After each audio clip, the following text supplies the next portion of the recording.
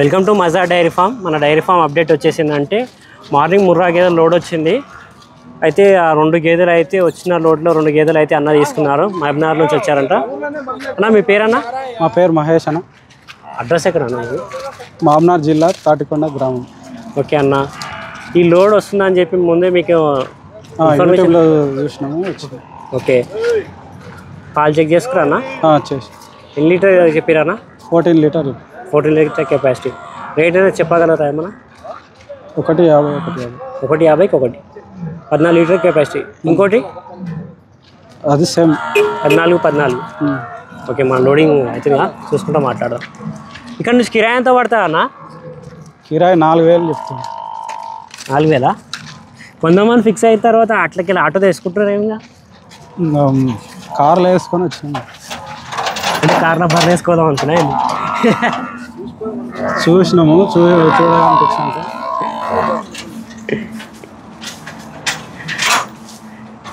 3 లక్షలకి 2 కానా? అన్నారు. రెండింటికి ఆడదూడలా? ఇవి పోద్దూడలు మేల్. బర్రెలు నచ్చినా కానీ దూడలు నచ్చలే అని ఇట్లా అన్న. ఇప్పుడు మా డైరీ ఫామ్కి విజిట్ చేశారు అన్న, ఎట్లా అనిపించింది? ఇట్లా వాతావరణం ఎట్లుంది? బాగానే ఉంది. బ్రీడ్ క్వాలిటీ ఎట్లుంది? ఇప్పుడు తీసుకున్నాం కదా అన్న, చూస్తే తెలుస్తుంది మాకు. ఇప్పుడే ఎట్లుందని మేము చెప్పలేము కదా. పాలు చూస్తే తెలుస్తుంది కానీ క్వాలిటీ ముందే తెలుస్తుంది కానీ ఒకసారి వాడిన తర్వాత క్వాలిటీ గురించి అర్థమవుతుంది. అది అంటారు చూడన్న, నిర్మా సబ్బా ఏమంటారు చూడు, ఒకసారి వాడినాక చెప్తామని. వాషింగ్ పౌడర్ నిర్మా. ఇంకోటి ఏంటంటే అన్న, మజార్ బాయ్ గారు గ్యారంటీ పరంగా ఏమన్నా చెప్పారా? గ్యారంటీ ఏముండదు, పాలు ఇక్కడనే చెక్ చేసుకొని వెళ్ళాలి. మీరేమనుకుంటున్నారు? అది వాస్తవం ఇక్కడనే చెక్ చేసుకోవాలా లేకపోతే అక్కడికి వెళ్ళినాక చూసుకోవాలా ఏంటిది? వాళ్ళు 14 చెప్పింది కదా, మాకు 13, 12 ఇవ్వచ్చు అని అందాతోటి తీసుకెళ్తున్నాం. ఓకే, ఇప్పుడు ఒక రైతు, సగటు రైతు అంత 3 లక్షలు పెట్టి 2 గేదెలు ఉంటే ఇక్కడ పాలు చెక్ చేసుకుంటే బెస్టా లేకపోతే ఏదో అందాజ మీద ఇస్తుందా అని చెప్పి తీసుకెళ్ళిపోతే బెస్టా? ఇక్కడ పాలు చెక్ చేసుకొని తీసుకెళ్తే బెస్ట్. ఎందుకన్నా ఇప్పుడు 4000 కిరాయి పెట్టుకొని మళ్ళీ రావాలి, మళ్ళీ వెళ్ళాలి, దాంట్లోనే 12,000 అయిపోతాయి.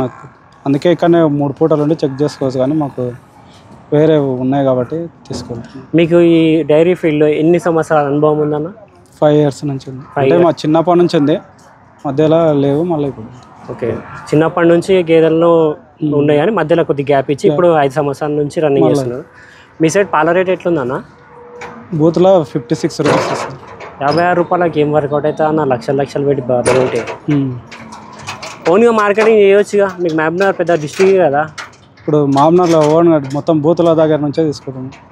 ఓకే, అక్కడనే సెట్ అయిపోయింది మొత్తం.